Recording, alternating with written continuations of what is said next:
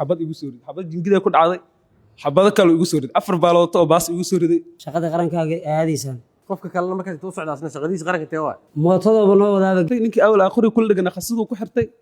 ii sheegay laba baalood kale ugu daray markaa ninkii baare bistoolad ka baxshay iyaga u jeedaan ninkaana qoriga lala qabsan doonaa dambas mootool leba tabe wax baaru maxaa ku gelish guulo xabad hore muu arkin waana xameesha iska istaagay xaafadii ma aadan asina ma daba kicin maalootaa ka dhex bada iphone waa weliba maqalka askari iyo mootoole saaxiib ah waayadan dhegta u marooneen cabsideeda ayayna lahayd intii la ogaana ciidamada waa laga mamnuucay raacista gaadiidka dadweynaha iyagoo u hubaysan si muuqata amara cadcadna waa ka baxeen sidaasi oo ay tahayna deble abshir cali maxamed dambas deble yunis cabdulaahi muxudiin khalaawey iyo bajaaj leh maxamed amiin mukhtaar maxamed waa ay wada socdeen habeen madow mootolahana waa xaafad yaqaan reer jamhuuriyo karaan waxaa kaloo wehliya laakiin fadhigan ka maqan labada ganey cabbaas ganey iyo cabdiraxmaan ganey sida loo haysto kooxdan S24 Ultra ayaa markii hore bartilmaameed u ahaa kooxdan sida ay shaxda ku dhigteenba waa safashilmay isla waqtigaasi iyagoo weli ku jira marxaladii fulinta qorshahooda ayuu si lama filaan ah goobta uga soo beegmay dhibane Abdullaahi Iimaan Hilowle iyo dhibane shacab ahaa oo ay wada socdeen qaali Abuukar Raage waana iyagoo waxba ka ogeyn qatarta ku soo food lahayd marka hore eedeysanayaasha ayaa baaritaan dhac ah bilaabay oo ay bisoolad saara 9 ah ku heleen waa sii socotay fatashaada ilaa taleefano ee 54 iyo ee 53 laga qaatay dambas iyo qalaawey waa hubaysan yihiin bajaajahana waa baaraya ganiyaashana midiye ayay wataan dhibanuhu waa u qaadan waayey in si dhib yar isaga baxo weliba isagoo ay ka maqan yihiin taleefankiisa iyo hubkii uu watay isma dhiibin oo kama harin burcadda boobtay hubkiisa iyo hantidiisa isagoo dabagelaya ayay rasaas raac dareeb ah ku bilaabatay waxaana xigay 4 baalooto oo baas ahaa oo dhammaantood qaarka hoose ee lugaha ka haleelay dhibane Cabdulaahi intaasi seh looguma simin isagoo dhiiggiisa socda ayay dul yimaadeen eedeysanayaasha dambas ayuu qoriga kula dhagay Cabbaas Ganey ayaase dhowr jeer mindi qoorta gacanta iyo kilida kaga dhuftay intaasi xitaa looguma ekeen qalaawey ayaa isna markiisa 2 baalooto isdaba joog ah hubiyey dhibanaha oo iyagana kaga dhacday simaha dambasna waa ku sii diray xabada kale saddexdan eedeysan ee haddana la jooga dambas qalaawey iyo bajaajle amiin ayuu garsoorku wax ka weydiiyey darafyada uu mid kastaahi ka saaran yahay xaashida eedda xafiiska xirlaalinta dhaawacna lagu haystaa dhacna lagu haystaa askariga waa dhaawacdeen waana dhacdeen mobil bastoolada ka qaadeen gabadhana mobilka ka qaadeen saasaa lagu haystaa adiga iyo saaxiibka eedaas ma gashay mise ma gelin dooda ka qabtaa dooda ka qabaa ayo doodada cadeysan doodayda waxaa waaye inaan ninkaan asiga aniga aan wada kulanay wax dhacana oo meesha uusan ka jirin annagu rag hubaysan aan ahayn asaguna oo hubaysnay rag hubaysan oo iska hor yimidna aynu noqon maadaama asaguna uu naga shakiyey annaguna aan ka shakinay markaan wada shakinay qof walba meelay ku booday waa la iswareystay dabadeedna waxay dantal biday ninkaan in hubka laga qaado hubka markii laga qaaday laamaha amniga inaan isla aadnaan damacnay waa ay suurageli weyse laamaha amniga inaan isla aadna markaa damacnay oo hubkiina laga qaaday oo israacitaankeennu oo inaan wada raacno oo go-aankeennu noqday mudane guddoomiye ninkaan odaga anigii qorigii inuu ila qabsado oo damcay markaa inaan israacno aan ugu talagalnay qorigii markuu anigii ila qabsaday qorigii waa taqaanaa sidiisa bannaanba qofka markii lala qabsado wax badan dhibaato badan baa ka imaan karta qoriga markuu ila qabsaday qoriga markuu anigii ila qabsaday qorigii ninkaan yarkaan kaloo ila socday waa aragay markuu inuu qorigii ila haysto meesha xabadaa ka wada dhacay dhibkina saasoo ku dhacay inaad kala shakiysaan maxaa keenay dad iska socda ma hidiino haa waa hubaysneen anagu adiga control ma joogteen control ilaaliyeen ma jira maya shaqa aan soconnaa anagu gaadiid baa noo taagnaay safaraan ahayn xaafadaynaa ka nimaadnay waana la soo wargeliyey gaarigaas kiinaa baa idiin taaganana la yidhi shaqada qarankaaga aadaysaan ninkaan miyaa marka shaqada qaranka maya ninkaan waddaa isaga hor imaana annaga maana ninkaan annaguna ma oqin ulajeedana kama lahayn yaa la socda asiga gabaraa la socotay inaa istaajisaan maxaa keenay haddaa kala shakiseen ma isdhinac martaan isdhinac maritaan waxaa keenay qofkan waa asaguna uu naga shakiyey annaguna waa ka shakin haddii laga shakiyena meesha hubaa wadayaal soo maa hubkiisiiyoo damcay annaguna hubkeennii aan wadanay soo maa hubkiisi intoona la soo bixin annagu keenu bannaanka huba yaallaa kiisuna waa hub qarsoodiya waa dareemi kartaa marka magaalada xaaladdeeda qof bistoolad wato dhar shacabana wato wax walbaa ka malaysan kartaa waa garataa malina marka intuusan la soo bixin baa hubkii laga qaaday jagboontii noogu dhawaaya inaan isla gaarnaan doonnay waa suurogeli weysay qorigii aniga aan watay oo ila qabsaday baskooladda markaa ka qaadeen kadib asagoo wax dhibaato aan la gaarsiinaa biskooladda laga qaado oo caafimaad qaba moobeelka asagana cid moobeel ka qaada malad mudale gabarta moobeelkeedana gabadhana cid moobeel ka qaado ilaahay abuurta ma jirto dhacaan usoo baxinaa ladhuhaya dhac annagu inaan wax dhacno diyaaro maahan mar weliba annagu inaan wax dhacno diyaaro maanan ahayn haddaa wax dhacaynana hantida qaranka wax kuma dhec lahayn waa garataa maleyna annagu sideena bannaanba qofka biniaadanka horta in la dhaca ma bannaano laakiin isku dhac biniaadan wuu imaadaa meesha waxaa ka dhacayna waa ka hadla aniga sida xaqiiqada riboodka waxaa ku qortay inaad dhac rabtay dhac kuma aanan qorin waa wax laysaga qoro cidda allaale cidda qoranaysa isaga qorto cabdiraxmaan geni muxuu ahaa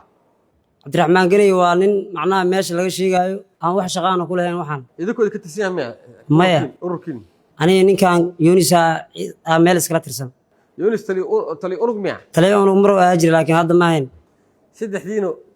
waa wada hubaysantiin miya maya labaa hubaysan laba ciidamada ka tirsan haa qofka kalena markaas intuu socda asna shaqadiisa qaranka intee waa mootadooba noo wadaaba gaadiidka yarka nagu waday oo gaariga noo gey raba waa fekon ma wetiin maya mooto bajaaj marka isla qabsato qoriga haa xabadda keligiisa ku dhacday miya kaadi kuguma dhicin qoriga qofka afka ka haysta iyo qofka gadaal ka haysta xabadda iyo ku dhacaysaa mudal xabadda adig kaa dhacday miya saaxiibkaa ka dhacday xabadda waa naga wada dhacdaba meeqa xabadaa ku dhacday ninkaas wallaahi ma la qiyaasi karo dhowr xabadaa ka dhacda waan ku leeyahy labada qoreba xabadda ku dhaawac miya ridi marka adigaa mise saaxiibkaa waa wada dhaceen ba labada qore ay ka wada dhaceen xabadaha markaas kabacdi oo dhaawiciisa la arkay mootaa saarnay annaguna markaasaa noogu wardambeeyey kadib see wax u dhaceen ninka hadduu dhaawacmay maxaa dhacay ninka hadduu dhaawacmay mootaa meesha ka saarnay oo yar kale oo mootoolaa mootoo wata teena annagu bacaadiiba ku jirtaba yaa idin xiray marka in aqoonsaday yarkan kale oo mootoolaha annaga mootada noo waday aa la qabtaa la aqoonsaday mootadiisaa meesha aa tiili mooto kaleana dhaawaci lagu qaado habeen miya maalin horta habeenay ahayd u dhiib saaxiibkaa hadalkiisa waa maqlaysa maho aad iyo aad see wax u jiraan mudana guddoomiye aniga arrintaas ma gelin adiga ma gelin aye aniga ujeedadeeda aniga macnaha markii hore xaafad aniga abaanduulkayga kasoo tegay ururka markaa kasoo baxayana gaari cabdibilaaho dhishika laga soo saaraya madaxtooye aa lay dhahay gaarigaasi uu kaasoo hormarin buula maaxay u deganaasay hubkayga waxaa kasoo qaatay isgoyska sanco xaafad ku taalo wiilaa saaxiibanahna uu leeyahay xaafaddii markaan hubka kasoo qaatay mooto hore iisii dhawey aa kasoo qabsaday isgoyska fagaxay ugu dejisay isgoyska fagax haddana dambas oo isku ururnaanay aa ka aqoonsada mootada qof kale oo is aqoonina ma jirto mootadii hore u raacay isii dhawey hore ugu sii raacay falkana saasoo ku dhacay walaxa anay geystana ma ahayn meesha markii waxa xabada ay ka dhacayeen meelaan jooga falka intuu ka dhacay falka wuxuu ka dhacay jamhuuriyo caligeed waa la socotaa saaxiibadahan ku dhacayn maho markii mootadan aan ka degtay meelaa cabaar wada fadhiisanay kasoo laabadkii mootada inaan xarifaantaan ani macnaa aan kasoo tagay oo socod kusii dara aan rabay oo falkan dhacay markaasna aniga inaan baxar ku jiro daa arkay horaa uga socday sababtoo waxaa kusoo tashtameen askari hubaysan dareeskiisa wixiisa wataan ahay howlgalna u socdo shaqadiisa qaranka gudoy rabo marka la murmaayo oo ninka biskoolada laga xoogaayo moobeelada laga qaadayo adi ma joogin meeshaas ma taagnayn see kusii ordaya marka maxaa goormay ogaato waxa inay dhacayaan marka mama joogtid dambasaa isoo waca aniga anoo xaafadda abaanduulkayga joogo saasaa wax u jiraan u dhahay aniga meesha shaqo ku meliyaan dhahay waana ka socday toosaa furun marka waxaa socda miya labadoodaa socdeen aniga mootada markaa la raacayay waxa aniga ku talagala ma ahayn hore isii dhaweeya saxaabka wiil aan isnaqaano isku ururnaano wahay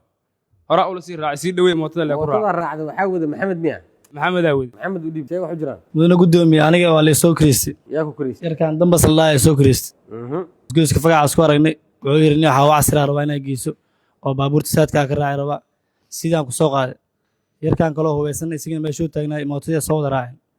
markaan cabaar wada soconay adiga muddo 3 saac habeenimo ahayd abaara 3 saac jamhuuriya maraan marayno oo kiiskan dhacay marka yarkan hubaysana iska hor yimideen marka mootadiina meesha bacaad waay meeshaan mareen iyo waa maraa isku haysana markaan iyaga yarkaanoo lagu eeyayo gabarra socotaa meesha soo maray marka iigaa murmeen marka dambaska iyo waxaa murmaya ninkan bistoolada wato marka way kala shakiyeen ninka shaatiga kor u qaadaa lalaay shaatiga kor u qaad hubaa ka soo baxay aniga qoryaa lagu qabtay ninka inaa beeraa damcay oo qori bistoolada ka qaado yaa kugu qabaaya yarkaan ila socda aniga dambaska yarkaan baar waa markii uma dhawaa karaan aniga waa baaray markaa ninkii baara bistoolad aa ka baxshay iyaga u jeedaan waxay damceen in laamaha amniga ay ku wareejiyaan iyagoo sidii ku heshiiyey ninkaana qoriga lala qabsan doonaa dambas markii qoriga lala qabsaday anigii meeshaa taaganahay qoriga xabadaad ee ka dhaceen aniga waa sasay nafteyda la baxsaday marka labada qorina xabado waa ka dhaceen laakiin ninkaasaa ku dhufta ma dhihi kari ninka la dhahayo ilka cas waa idinla socdaa markaas labadooda waa isla soconaa saddexaatiin saddexdeenaan ah mootool laba tabe wax baaruub maxaa ku gelishay aniga nafteyda badbaasay mudana gudoomiyey oo kiiskan waxa la kulay ama deegaankeyga waay yaa kugu haysta naftaada nafteyda meesha doo hub soo galay oo agab yaallo naftaada waa badbaadsay ninkana nin hubeysan waa habeen madow 3 saac habeenimo waay ninkii inuu bistoolada day arkeen nimanka waa ka shakiyeen shaatiga kor u qaad waa iyagu uma dhawaa karaan hubay wataan labadoodii aniga marka baar leedhaa ninkii oo nafteyda ku badbaadsay gabarta mobilka markaa ka qaadaysana mobil ma ka qaadino wax gabar telefoon laga qaadana ma jirto ninkana wax telefoon laga qaadana ma jirto telefonkiisana waa laga qaaday isigaa laga qaaday dhibanaha baalootaa ka dhex baday iPhone waa weliba cabadaa ku dhacday miya telefonkiisa isigaa ku dhaawacmo markaa bistoolada ka baxay telefoonka jeebkiisa ku jira mana ka taaban aniga ilaahay loog ma arkeenni ma telefonka waa buu jeedaa amaba ka taaban baan faraan shaqo ku maliyo waan habeen madow waay telefoon dhacoona ma soo bixin meesha deegaankeyga waana ku dhashtay BLna uu shaqeeyaa mootona uu shaqeeyaa meeshan xaasa ku qabaa habeen kasta qaadi jirtay raggan adiga ma qaadin habeenkaas ay ugu horeysaba isiga qaadayo ilaahana wada kulmeen habeenkaas qaadayo isiga dhibanuhu waxaa gaaray dhaawacyo aad u culus oo burburiyey kala goyska sinta iyo lugta bidix iyo qaybo kale oo muhiim ah dhaawacyadaas ayaana ka dhashay rasaastii tirabeelka ahayd ee ay ku fureen eedeysanayaasha maanta maxkamadda ayuu hortaagan yahay si uu cadaalad u helo isagoo weli raadinaya fursad lagu daweeyo dhaawacyadiisa taariikhdu markii 12 bishii 12aad 2025 haweenimo axad ay soo gelaysa ayaa waxaan ka tagay ii sheegay kilometer 4 hotel Kalmer gabar ay la socotay waxaan aadnay ii sheegay Kaaraan markaa tan jamhuuriya moota ka digni moota anta ka qaatay kadib waxaa reey moota inaa ii sheegay ku geeyo ku soo laab mootadii ka digay mootada meel ay noo taagneed gabadha guriga geenay markuu ii sheegay ku dhaweynay anoo gabadhu wada gadaashii socotay ii sheegay waxa iga hor imaaday cunug ordaayo oo ii sheegay tuuga ilaa markiis jaanis ba ma helin ragii goolada ka soo baxeen oo guriga gabadh agto 4 qof ayaa ragii iga hor imaaday 2 qof qoriyay wateen 2na ii sheegay saaxiiboolay ah ninka ugu horeeyay oo qoriga watay wuxuu dhahay telefonka isku dilin telefonka anaa ku hadlay telefonka dhigta ku hay telefonka isku dilin oo dhahay kadib qoriga ii sheegay qorta gadaal iga saaray telefonkii waa siiyey nin kale oo saaxiiboolay wuxuu dhahay ninkan beer wuu baaray wuxuu iga qaaday bistoolada watay wuu iga qaaday kadib bistoolada markuu iga qaatay ii sheegay gabadhii oo gadaashii socotay gadaashii taagneeda waxay ka qaateen ii sheegay boorsi iyo telefoon ay wado kadib ani waxaan dhahay raggan way iga soo tageen 10 talaab amar ayagoo ii jiraan waxaan dhahay gabadh guri iska gal ani raggan ii sheegay dawakaca ii sheegay waxay iga qaadeen xub waay dad shacab bas waxa ku geysan karaan ama saakin waxaan dhahay ii sheegay adiga guri iska gal waa soo dawakacay raggan ii sheegay anoo daw socdo ii sheegay mid kamid ah oo qori wato raggan moota meel u taagneed marka mootadii uu kici weysay ninkaana ii sheegay u dambeeyay ii sheegay xabad igu soo riday xabad jingida ku dhacday xabado kale igu soo riday 4 baalooto oo baas igu soo riday gudaha iga dhaceen 2 guudooda ii sheegay xabadaha iga dhaceen kadib ninkaan ani qoriga kula dhigay xabadii waa adkaysan waayay qoriga la qabsaday qori markaa la qabsaday xabadii ii sheegay asaga riishidu gacanta ku hay qoriga ani qori dhuntahay qorigan qorta ugu jira kadib ii sheegay xabadii markay ka ii sheegay ninkaan ay ka dhamaadeen qoriga xabadaha asoo gacanta kula jiro ani qori koro u hay marka xabadii asoo ii sheegay ana soo qori isla haysan ii sheegay waxay ka dhamaadeen rasaas kadib ninkaan qori markaas nin kale toori watay ay soo aad 3 meelood toori iga dhuftay kadib qori ay ugu furqay ninkaan soo qori ku dhagan oo ii sheegay qoriga haysto ii sheegay nin kale oo la socday oo qori watay 2 baalood igu dhuftay kadib santa waxa iga gaareen dhulka ku dhacay ninkaan kadib qoriga khasadu ku xirtay ninkii awla qori kula dhagana khasadu ku xirtay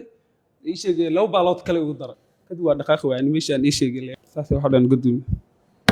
barkii mobilka iyo baaskoolada laga qaaday qoriga mid la qabsata ma adiga kadib waxaa ka horeeyay xabada 4 baalood ka horeeyay 5 baalood mid kamid aniga uma jingida ku dhacday guri jingida ku dhacday 4 kamid boodaha iga dhacday mad ilaahay markiis meel kama jabin ii sheegay 4 baalood muruqahay meelahan boodaha iga dhaceen wax meel ma jibin kadib xabadii u adkaysay ninkan qoriga kulay uu ii dhawaa ay dham rig dham ii sheegay meel dheer ma taagna ay dham fileena ku jireen ninkan qoriga la qabsay markaa xabadii u adkaysay waa kadib qoriga markaa ani qabsay xabadii ii sheegay qasadii ka faartay ninkan kale oo asal la socdaa ii sheegay waxa iga fujiyay marka nin kale oo toori wata ka horeeyay tooreedii ii sheegay 3 meelood iga dhuftay kadib uu iga tagay nin kala soo haray oo ii sheegay ase qori wad kaas iga fuji laba baalood inta way jabtay xaniyaha mid kamid way maqan tahay mid kale ii sheegay waxa waay gabadha gurigeeda markaas lagu dhuciyaa miyaa horteeda gabadha guri hortooda waa ragga maadan kala aqoonsan karin markaas waa kala aqoonsan karaa ninka qori aan la haystay iyo nin kale waa aqoonsan laba qof oo qoriyaha wada ayaga ugu suuray midka dhexda ku jira qoriga la qabsana midka dhexda ku jira kale ii sheegay ninka oo geeska xigana waa ninka kale qoriga wada biskoolada iga qaaday gees ninka baar markii la ninka biskoolada iga qaaday waa meesha meel iftiin ahayd miyaa meel iftiin ahayd laakiin ii sheegay ma sii xasuustaan gudoomiye dhibaatada ku gaartay markii laga soo tago wax laga qaatay mudane gudoomiye aan laba telefoon watay telefoon hadda uu yaala ii sheegay waxa ku wareejiyay baaris telefoon ayaga qaateen telefoon ii sheegay soddon iyo afar ayaga iga qaateen goodin telefoon ay ka sii qaateen kadib telefoonka iPhone-ka markii ninka dhameystiray oo khasnada labaad oo qori ku xirtay jeebkay ku jiray ii sheegay markaas xabad ku dhacay laba baalood ku dhacay adiga dhibaatada ku gaartay marka caafimaadkaaga santa waxa iga gaaray ii sheegay inta waxa dalka dibadiisa aaday Masar aaday ii sheegay santa waxa laga qaway xagga aaday santa hagaajinayna santa hagaajin santa sariimiga la geliyay 25 sano kadib waa la bedelay sariimiga la geliyay ii sheegay break geliyay maxkamad waxa ka dalbanaya marka waxa ka codsanaysaa maxkamad waxa ka dalbanaya ii sheegay in cadaalad helo aad u maasanta qaali abuukar raage waa dhibano kale oo iyana laga qaatay boorsadeedii gacanta iyo taleefan lana socotay habeenkii weerarka uu dhacayay Cabdullaahi qaali dada wala isdacwiyay meeshan nina dhaawacmay wax waa la dhacay leeyahay adiga in wax dhibanata wax laga dhaca qoran see wax u dhicin marka maalintaas habeenkaas nooga sheekay balse wax u dhicin habeenkaas anagoo magaalada ka imaano mooto saaray nimanka naga hor imaadeen anagoo mootada ka degno mootada iyo xoogaa xaafadeedii mooto inta kale bacaadi aheedee oo ku sii dhaweynaha u dhaheeyo nimankaan aday 4 nin camal ay 4 nin ay haayeen camal ma ahaan way naga hor imaadeen aninka 4 nin tuugaamis dhaheenin labada nin qoragay ku hugsanaadeen labada nin caadi ahaayeen markii naga hor imaadeen xoogaa la sinmeen ee gadaal naga qabteen istaagan dhahay qorag ku qabtaan qorag lagu maqan wiilka qorag lagu qabtay markii qorag lagu qabtay mobilada naga qaateen aan meeshada iska istaagay asaa dhahay oo daba kacay xaafadaas iska adso ana xaafadii ma aad meesha anoo taagan bal 2 daqiiqo 1 daqiiqo xataa iyadoo u dhaxaynin xabada bilowdeen dadkaani markii wiil xabad hore muu arkin waana meesha iska istaagay xaafadii ma aadan asina ma daba kicin waxa dhahay laakiin qof disho ma sheegi kariyaan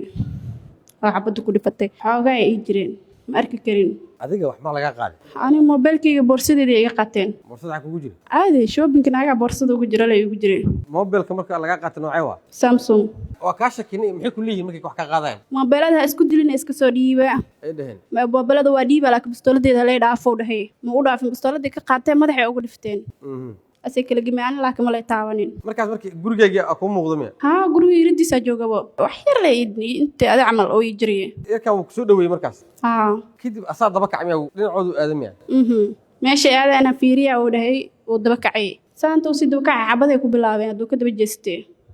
ay xabada ku bilaabeen ana marka laba xabad bisa arkay inay ku dhaceen kalmashii kareen xabada holaceeda la arkay habeenkii xabada dhacayso holac ma bixiso laba xabadood holacayso la arkaani wax kale ma arkin hadda adiga waxa ka maqan shoppingkaaga iyo mobilkaaga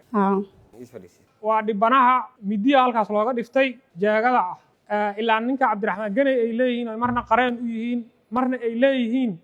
waxa oo waa nala socday ayaa midi haystay halkaas ayuuna uga dhiftay waa mootadii ay ku qaraabanayeen oo na waday eedaysanaha saddexaad Amiin waana calaamada kaliya ee sababtay in isaga la soo qabto ayaga dhamaantoodna la soo qabto xogtana la helo mootadii sababtay oo raadkii laga reebay waa taas nambarkeeda maadaama ay kira aheeday oo dad kale ay lahaayeen isaguna oo u gambaday dadkaas waxaa dadkoodii lagu siiyey damaanad maxkamaddu hadday u baahantana waa la keeni karaa halkaan ninkay Cabdiraxmaan Ganay ku sheegeen waa ninkaas oo fakad ah halkaan waa nin asna maqana ah oo Cabbaas Ganay lagu magacaabo ninkan shacabaa lagu sheegay halkaan waa dhibanihii oo halkaas la yaala dhibaatadii ay u geysteen labadan eedaysano maxkamadda hortaaga waa dhibanihii qaliinkii koowaad ku socda waxa waaye lafi ay baabi'iyeen waa sinihiisii oo la soo sawiray sintaas dhinacaas xigta lafta dhinacaas xigta waa maqan tahay inta waxa waaye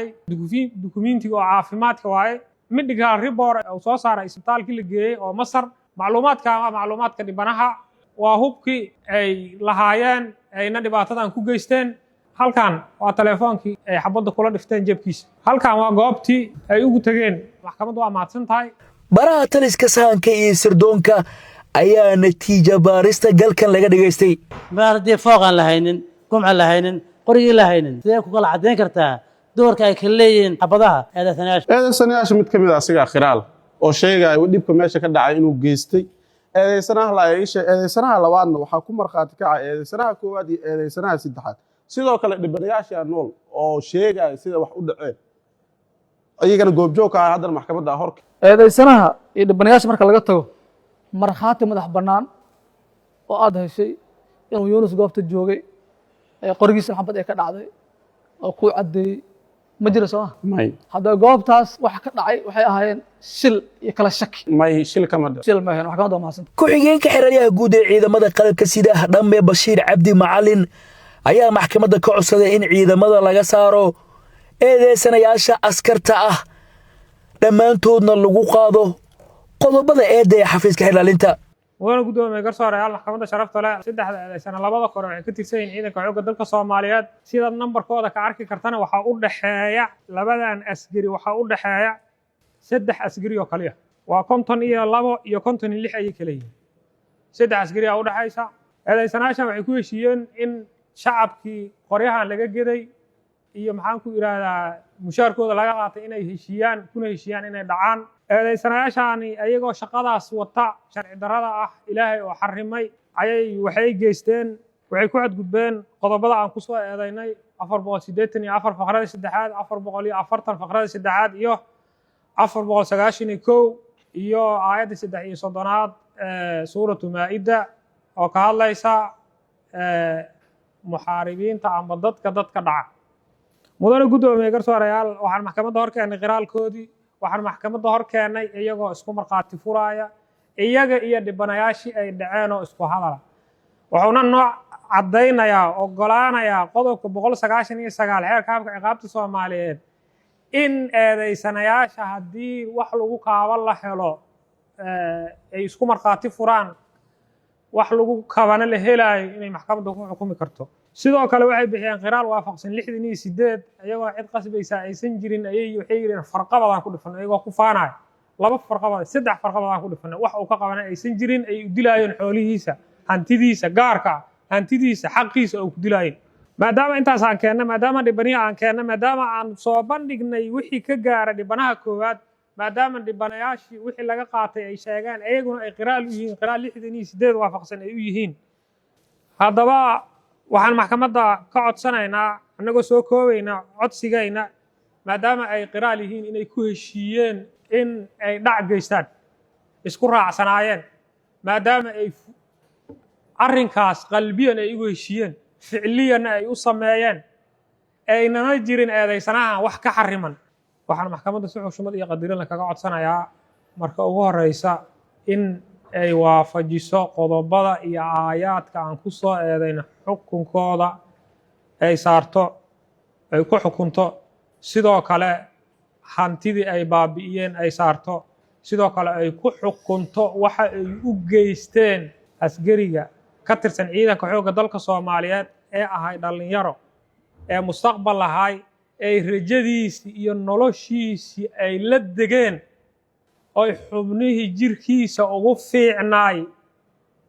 ay maxaan ku iraahdaa si dulmiya iyo xaq darro ah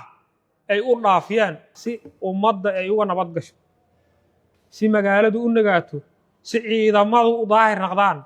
in ay ciidamadana ka saarto criminal record kana ay u geliso inaynan dib dambe askar u noqon karin waayo ma noqon karaan si ciidamadu ay u ahaadaan askari la aamini karo qofka qoroga loo dhiibaa si uu u noqdo qorof la aamini kara waxaan maxkamadda si xushmad iyo qadarin kaga codsanayaa iyana inay eedda u raaciso qodobka 6 xeerka ciqaabta ciidamada qalabka sida inay askarta hadda ka saarto criminal record kana loo geliyo inayna dib dambe askar u noqon maxkamaddu waa mahadsantahay. qareenada kale matalayay eedeysanayaasha oo dood adag ka qabay doorarka ay dembiga loo haysto ku kala leeyihiin eedeysanayaasha ayaa maxkamadda ka codsaday in si cadaalada ay kiiskan u wajahdo. mudane gudoomiye mudane garsoorayaal maxkamadda sharafta leh dhammaan waa in salaamiya salaan kadib waa bukaata cabdinuur oo qareen u ah eedeysane abshir cali maxamed oo maxkamadda hortaagan. mudane gudoomiye mudane garsoore anaa ku duulaya jawaabta uu bixiyey muwakilkayga abshir sida la ogyahay xafiiska xilaalinta waxaa saaran culays ah inuu soo caddeeyo si dhammaystiran u soo caddeeyo laba qodob oo ah in marka hore uu soo caddeeyo inuu dhacay faldambiyeed caddayn shaki la'aan laba inuu soo caddeeyo in eedeysanuhu uu yahay kii gala dembigaas si dhammaystiran inuu soo caddeeyo waxaa halkan ka muuqata markaan dhegeysanay baarihii kiiska in xafiiska xilaalintu uu qodobka hore keliya uu soo caddeeyo waa meesha fal ka dhacay inuu fal dhacay qof muwaadina Soomaaliyeed dhib lagu geystay weyn wuu soo caddeeyey laakiin waxaan leeyahay xafiisku wuxuu ku guuldarraystay inuu soo caddeeyo dembigaasi sida loo kala galay waayo saan ognahay ciqaabta iyo dembigu iyo mas-uuliyadduba waa shakhsi lama wadaago anuu arkay taatirku inuu cuskisiyo haddana waxaa ficnaan lahayd inuu soo kala saaro dowrka ay leeyihiin eedeysanayaashu waxaa halka laga hadda ka muuqday in dhibanaha toori la geliyey tooridii yaa geliyey waxaa la caddeeyey xabado kala duwan oo fara badan oo weli aniga isaga ka qasmay mar ilaa 5 xabo aan tirinayay mar ka badan aan tirinayay see loo kala leeyahay see loo kala badan yahay dhibku ma sinna xubin maqan oo xiniina iyo ma sinna see loo kala leeyahay waxaa filayaa mudan gudoomiye ma cadda marka maadaama aan dul taaganahay 186 aan dul taaganahay waxaan codsanayaa marka hore in maxkamaddu ay isticmaasho 188 oo raadiso cadeymo dheeriya si loo helo kula nafsin bimaa kasabad bahiinatun anu ma difaacayo in muwaadin Soomaaliyeed dib loo geystay ma ka hadlayo ma difaacayo laakiin waxaan rabaa eedeysanayaasha iyaguna waa muwaadiniin xaq bay leeyihiin iyagoo eedeysanayaala iyo xaq leeyihiin marka in lagu soo caddeeyo sida doorka u kala leeyihiin dhibkaa dhacay maxkamadda waxaan jeclaan lahaa maadaama aanan haynin xeeraarinta iyo baariba aanan ka hayn in maxkamaddu 188 iyadoo ay arrintaas dhabarka u ridato oo isaas maartay kadibna si kooban u codsanayaa in dhibanaha halkaa taaganna cadaaladdiisa helo eedeysanayaashuna cadaaladdu ay helaano midba wuxuuna qabin aan la saarin si cadaalada ay maxkamaddu arrintaasi u wajahdo maxkamaddu waa mahadsantahay magacayga waa cabdiraxmaan abukaato cabdiraxmaan sido xuseen waxaa qareen u ahay labada eedeysano oo ugu dambeeyo eedeysanaha labaad ee lagu magacaabo yuunus cabdullaahi muxudiin iyo eedeysanaha saddexaad ee lagu magacaabo maxamed mukhtaar maxamed mudane gudoomiye in fal uu dhacay dhaawacan oo ka dhashay qof muwaadin Soomaaliyeed ay wax gaareen ma la dafiri karo dhib waa dhacay laakiin dhibka dhacay mas-uuliyaddiisa waxaa la rabay in si kaliir ah xafiiska xeer ilaalinta ay u soo caddeeyaan ma dhicin eedeysanayaashana waqti dheer ayay xirnaayeen waxay ahayd in la kala saaro qof kastina doorka uu lahaa iyo dhibka uu geystay qoryihii ku geysteen in maxkamadda la hor keeno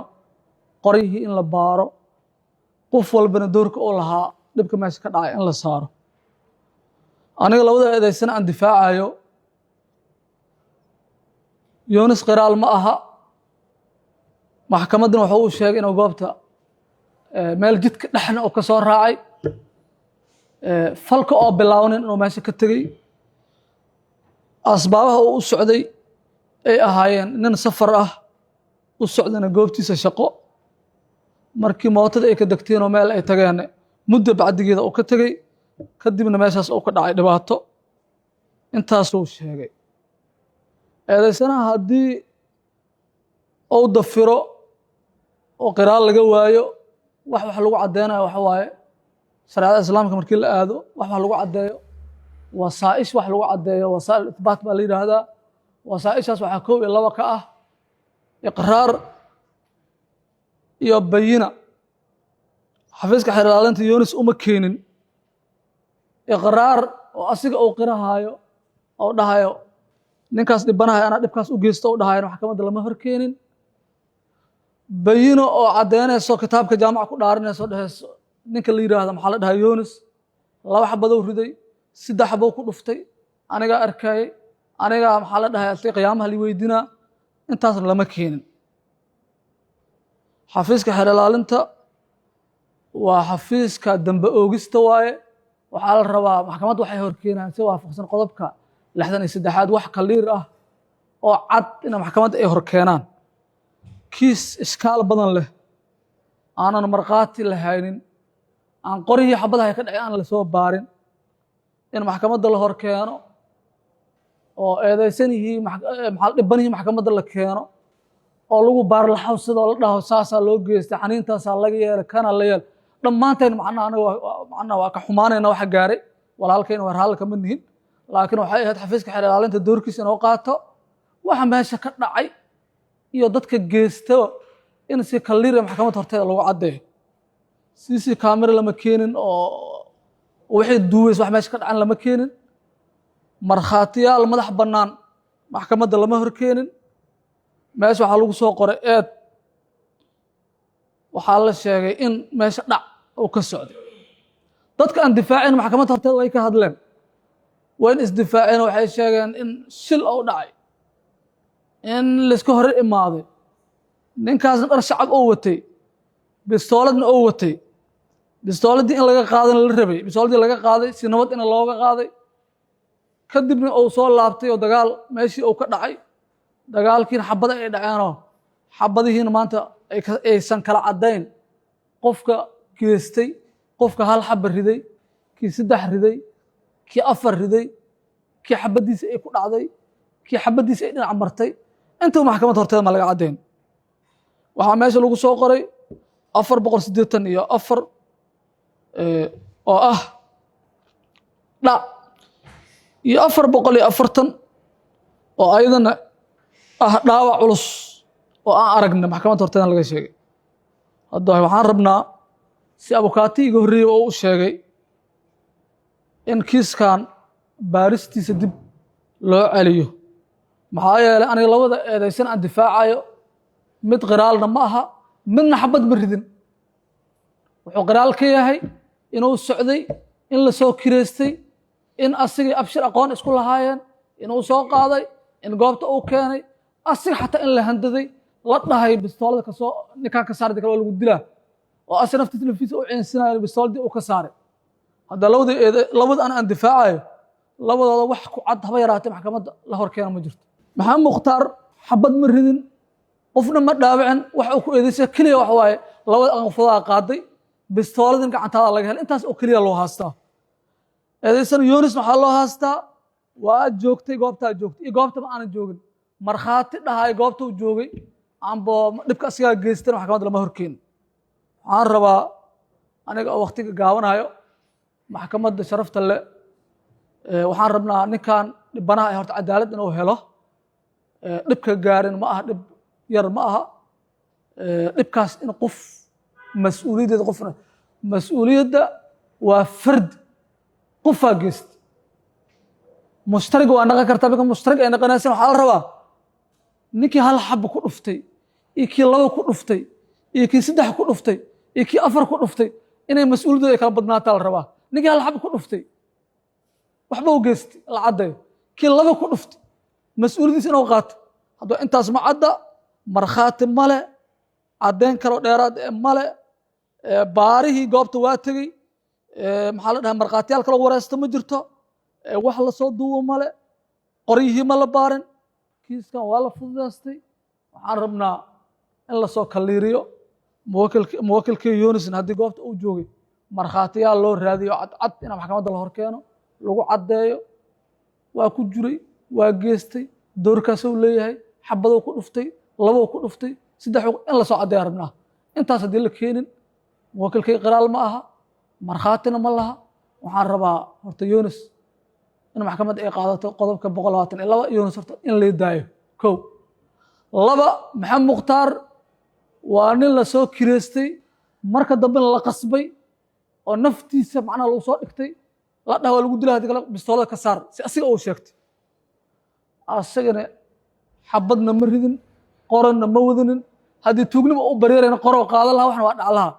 weligiisna ma lagu soo eedayn weligiisna maxkamad lama horkeenin qof u dhacana ma jirto markhaati ku caddayna ma jirto